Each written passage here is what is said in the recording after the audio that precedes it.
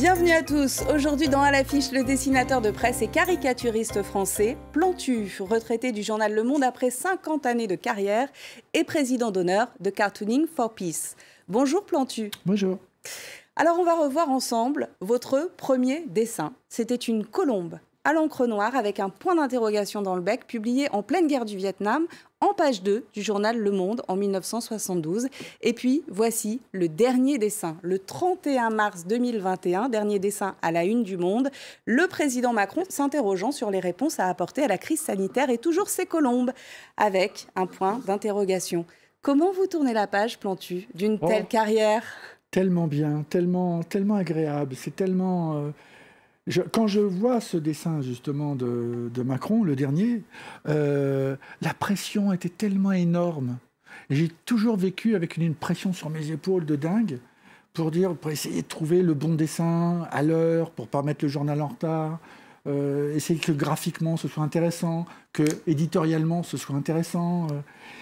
Mais c'est un boulot de sportif et on voit les aiguilles qui tournent et puis 10h30, faut remettre, faut tout envoyer. Et là maintenant, quand vous me dites comment je me sens, mais comme au paradis, je ne connaissais pas le paradis comme ça. En plus, il y a tous les spots, on est déjà dans les nuages. Et je me dis, c'est quand même très agréable de ne plus avoir cette pression sur les épaules. Et je remercie, vous voyez, moi qui ai raté toutes mes études, toute la culture que j'ai acquise. C'est grâce à tous les journalistes du journal, le journal Le Monde, qui m'ont accompagné. J'ai commencé à 20 ans. Donc, ils m'ont tout appris. Ça en fait du chemin. Retour sur quelques faits marquants de votre parcours avec cet extrait, regardez. Sa première colombe en 1972, devenue une signature, les caricatures pas très flatteuses des chefs d'État, Donald Trump ou Angela Merkel. Un regard drôle ou attendri sur la société française. Depuis 50 ans, Plantu trouve le trait juste pour nous faire sourire. En 1972, il est engagé au Monde à 21 ans. Dans ses premiers croquis, il s'inquiète du sort des pays pauvres. Son métier de dessinateur le fait voyager et découvrir la planète. En 1991, Plantu se fait diplomate auprès de Yasser Arafat en lui faisant dessiner le drapeau israélien à côté du drapeau palestinien. Shimon Peres, ministre israélien des Affaires étrangères, signera aussi le dessin, une façon pour les deux hommes de manifester leur bonne volonté. Et un dessin qui a été aux origines de ce qu'on appelle la cartoon diplomatie. Au vu de ce conflit qui s'est de nouveau embrasé, quel regard, Plantu, portez-vous sur votre initiative ? Alors, initiative d'Arafat au départ, parce que je faisais une expo à Tunis, et puis dans la nuit, on me dit il y a Arafat qui veut vous rencontrer. On m'envoie une voiture, une Peugeot pourrie avec des Kalachnikov partout. Bon, ça fait un peu drôle. Et donc, c'était lui qui voulait m'utiliser, dans le bon sens du terme, pour dialoguer avec les Israéliens avant les accords d'Oslo. Et en fait, je me suis rendu compte que les deux avaient envie de faire la paix. Les deux dirigeants, Shimon Peres, qui n'était pas encore président, il était ministre des Affaires étrangères, et Arafat, qui était réfugié politique à ce moment-là en Tunisie, ils avaient envie de se faire cette reconnaissance mutuelle des deux États. Et je suis persuadé que ce dessin qui est signé par les deux se retrouvera un jour à Jérusalem, à cheval, dans un musée à cheval sur Jérusalem-Est et Jérusalem-Ouest, et qui sera dans un musée le jour où il y aura les deux États. Parce qu'aujourd'hui, ça paraît indécent de dire il y aura deux États. Parce que les deux sont persuadés, non, je veux que l'autre foute le camp. À la fin, il y aura deux États. J'oublierai jamais que quand j'étais petit, quand j'allais en Allemagne, et que même dans ma famille, on me disait, quoi, tu vas voir les Boches, qu'est-ce que c'est que... Mais maintenant, mes enfants, quand ils vont en Allemagne, personne ne pense à des choses comme ça. Un jour, les petits Libanais, les petits Palestiniens, les petits Israéliens, ils iront à Beyrouth, à Ramallah, à Tel Aviv, et plus personne ne posera de questions dans 50 ou dans 70 ans. Faut être patient. Il faut être patient. Au Monde, vous avez laissé la place au collectif de dessinateurs Cartooning for Peace, Dessiner pour la paix, 4 jours par semaine. Leurs dessins sont publiés dans le journal. Parlez-moi de cette association fondée en 2006. Grâce à Kofi Annan. Il aimait bien mes dessins, l'ancien secrétaire général de l'ONU. Et quand il y a eu les fatwas lancés contre les dessinateurs danois qui avaient fait les fameux dessins dits du prophète, il m'a dit, là, faut que tu réunisses tous les dessinateurs que tu connais. Et donc, je les ai fait venir, des chrétiens, des juifs, des musulmans. Et puis, on a commencé à parler. Et d'ailleurs, la première rencontre aux Nations Unies, ça s'appelait « Disarmament the Intolerance ». désapprendre l'intolérance. Et quand on voit en France, en Europe ou ailleurs la montée des intolérances, on se dit, bah voilà, il y a tout un boulot avec nos amis dessinateurs qui sont d'accord à Cartooning for Peace. En général, ils sont d'accord sur rien, sauf sur une chose, le débat. Et justement, vous publiez avec Cartooning for Peace Africa chez Calman Levy. Pourquoi le dessin de presse africain est-il si passionnant ? Parce que par le biais de ces dessinateurs, qui soient de Côte d'Ivoire, du Sénégal, d'Afrique du Sud, d'Algérie, de Tunisie, on se rend compte qu'ils racontent à leur manière. Et je dirais même avec leur talent, mais des fois avec leur maladresse, avec ils sont malicieux de temps en temps, ils glissent des choses, des fois qu'on ne comprend pas toujours sur le moment. Par exemple, Gado, qui est un dessinateur, qui est dans le bouquin, il est au Kenya, quand il raconte des choses sur... Qu'est-ce qu'on peut dire sur l'homosexualité? Il arrive, dans un pays où c'est un peu casse-gueule de raconter ça, il arrive à suggérer des choses. Et je trouve que c'est toujours intéressant, parce que ces dessinateurs, ils racontent leur culture, leurs options éditoriales, et puis à la fois, quelle est la ligne rouge qu'on peut transgresser ou pas? Alors moi, j'en retiens vraiment deux choses de ce livre Africa.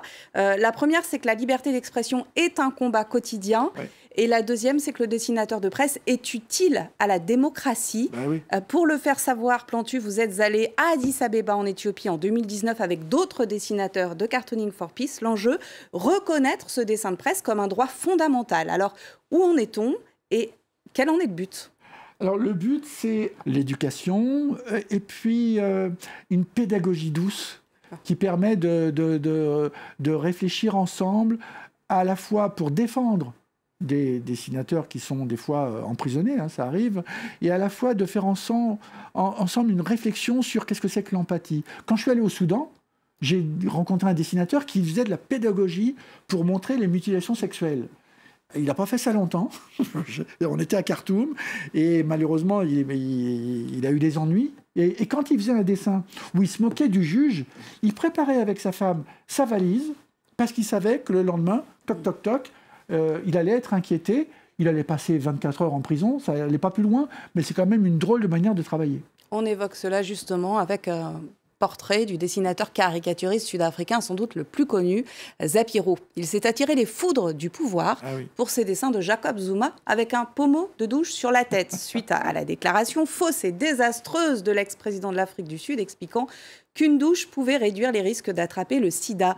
Nos correspondants sur place ont pu rencontrer Zapiro qui, après de multiples pressions exercées contre lui, s'exprime aujourd'hui avec ses crayons seulement sur le web. Zapiro garde tout. Il est fier de ses vieux dessins. Il n'avait pas 30 ans quand ce poster l'a rendu célèbre. Ce dessin a été un tremplin pour ma carrière. J'ai tenté d'y reproduire l'excitation du fait d'appartenir au mouvement anti-apartheid des années 80. Il a publié depuis 28 livres et caricaturé tous les hommes politiques du pays. Nelson Mandela est son favori. J'ai eu l'idée d'utiliser le visage de Mandela à la place du soleil qui se lève pour symboliser le renouveau. L'artiste avait une relation particulière avec Mandela, mais les présidents qui ont suivi n'ont pas tous apprécié son sens de l'humour. Jacob Zuma déteste être représenté avec une douche sur la tête. Il avait été inculpé de viol. On lui a demandé ce qu'il avait fait pour se protéger après qu'il a eu une relation sexuelle consensuelle avec une personne séropositive. Il a répondu qu'il avait pris une douche pour réduire le risque d'infection. Alors là, je me suis mis à lui dessiner une douche sur la tête et cette idée a eu un succès que je n'aurais jamais imaginé. Plusieurs fois poursuivi en justice, Zapiro ne s'est jamais laissé intimider et il continue à dénoncer les abus de la société post-apartheid. Parfois, il y a des gens qui me demandent si je pourrais travailler dans un autre pays. Je l'ai déjà fait d'ailleurs. Les caricaturistes sont bien plus flexibles qu'on ne le pense. De la Coupe du Monde de rugby aux aléas économiques, Zapiro n'est jamais à court d'idées. Il est considéré comme l'une des personnalités les plus influentes du pays. Donc voici l'exemple de Zapiro. D'autres ont dû s'exiler, comme le dessinateur égyptien Chérif Arafat ou le Congolais Willy the Kid. On apprend tout ça dans le livre Africa. Pour Glaise. Écrit par René Guiton. Voilà. René Guiton qui a fait le livre et qui a fait tout un travail et qui nous a accompagnés à Addis Abeba. Et pour Glaise, les dessinateurs sont même devenus des cibles. On va découvrir son dessin. Glaise qui est basé au Burkina Faso. L'époque vous rend-elle inquiet, Plantu, pour le métier de dessinateur de presse ? Pour l'Afrique, je sais que Damien Glé, qui à Ouagadougou dirigeait le journal du jeudi, c'était son journal, il a un mal fou à essayer de faire vivre quand même les journaux satiriques, et c'est de plus en plus, mais ça c'est mondial maintenant, parce qu'avec les réseaux sociaux, il y a des pressions qui font qu'un dessin mal compris peut être mal interprété par des gens qui sont des fois un peu mal intentionnés. Et je me souviens qu'une fois, Willy the Kid, il a eu des ennuis dans son pays, et maintenant il est souvent entre la Côte d'Ivoire et Paris.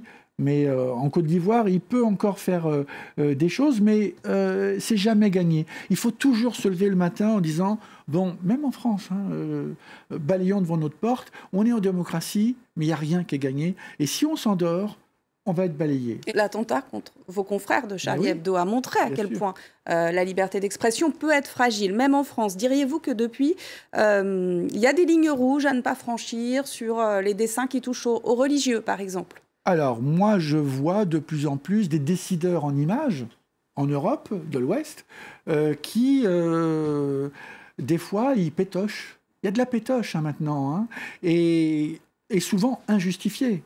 Et des fois, quand un dessin est mal compris, mal interprété, et des fois trop rapidement, les responsables des journaux sont plus d'accord pour avoir la paix avec les réseaux sociaux, qui lèvent les lances et les couteaux, plutôt que de défendre le dessinateur. Plantu, vous déplacez vous-même avec un garde du corps. Oui. Regrettez-vous aujourd'hui certains de vos dessins? Il y a des dessins que j'aurais dû faire et que je n'ai pas fait. Ça, c'est vrai. Mais des dessins que j'ai faits, oui, il y a une époque où je n'aimais pas Sarkozy, voilà.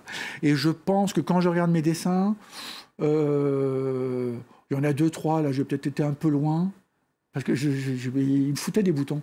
Et il est tellement facile, vous voyez, on le fait à la règle, on fait 2 pieds comme ça en dessous, voilà, et voilà, et le dessin, il est fini, voilà, c'était un cadeau. Et donc, ce gars-là, je lui dois de l'argent. Mais j'ai été un peu trop loin, parce que des fois j'étais un peu trop loin. Comment ça, vous lui devez de l'argent? Attends, c'est une mine d'or, le gars. C'est une mine d'or. Et c'est déjà la fin de cette émission. Merci infiniment, Plantu. On se quitte avec un de vos dessins réalisés spécialement pour France 24.